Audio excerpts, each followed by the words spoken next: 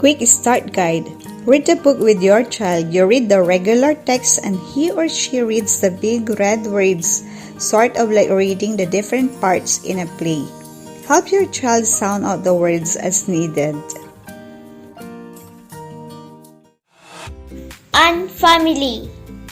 Kan, man, nan, run. Can I jump higher than a tree? Can I, little tiny me?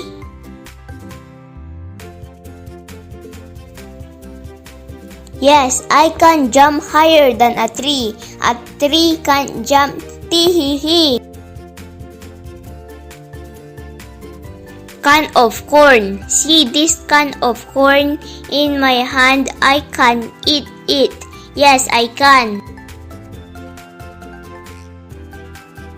But a can of corn doesn't taste very good, and a can of corn is as hard as wood.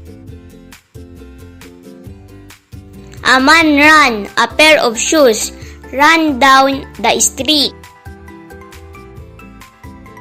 A man ran too, but he had bare feet.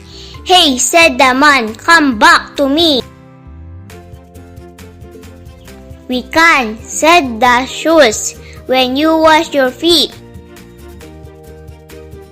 My nan can make good cookies. My nan can make a cake. Oh yes.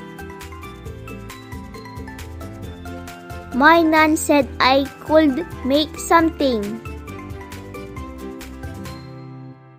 So look, I made a mess.